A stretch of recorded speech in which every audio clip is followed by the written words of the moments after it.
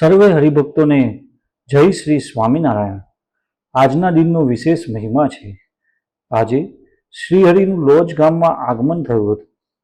સદગુરુ મુક્તાનંદ સ્વામીનું લોજ ગામમાં શ્રી નીલકંઠવણી સાથે પ્રથમ મિલન થયું હતું। તો આવો શ્રીહરિના આ ચરિત્રને આપણે વિસ્તારપૂર્વક જાણીએ। હે વર્ણિરાજ, અમારા મોટેરા ગુરુભાઈ મુક્તાનંદ સ્વામી છે। તે યોગના પારને પામેલા છે। ભગવાન શ્રી કૃષ્ણના એકાંતિક ભક્ત છે। પોતે તપસ્વી હોવા છતાં આપના જેવા તપોનિધિના દર્શન કરવાની ઝંખના ધરાવે છે। સમગ્ર દેહધારીઓને દર્શન કરવા જેવા એ સંત છે। ગુરુ રામાનંદ સ્વામીની આજ્ઞાની આપના જેવા યોગી પુરુષોની સેવા કરવા માટે જ આ લોજપુરમાં મારા જેવા ગુરુભાઈની સાથે તે રહે છે। તો તપોનિધિ આપ તેમને આપનું દર્શન આપો। જો આપ ત્યાં નહીં પધારો તો તે સ્વામી જ મારી પાસેથી આપનું વૃતાંત સાંભળી તરત જ આપના દર્શન કરવા અહીં પધારશે।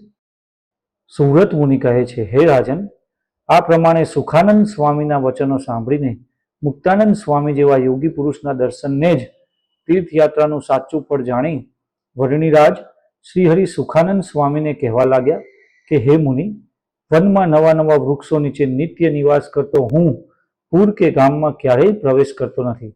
છતાં પણ તેવા યોગીના દર્શનને જે સર્વ તીર્થયાત્રાનું ફળ જાણું છું, તેથી હું જ તમારી સાથે તેમના દર્શન કરવા હમણાં જ આવું છું।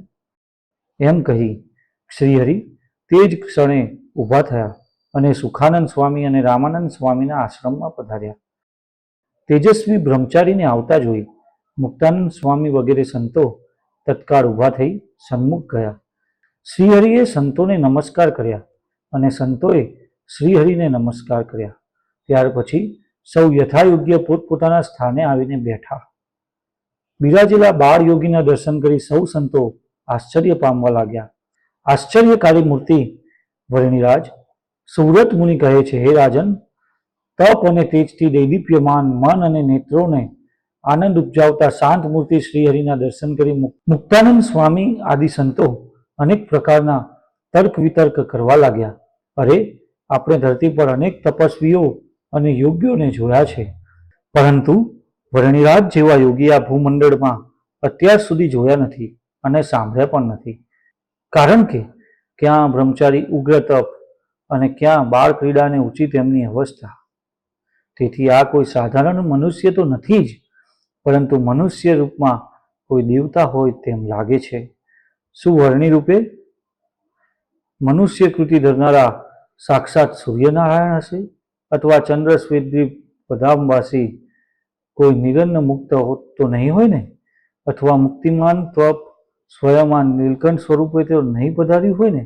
ભલે ગમે તે હોય, પણ આજે આપણે આ તપોનિધિના દર્શન થાય તે આપણા મોટા ભાગ્ય અને મહા આનંદની વાત છે।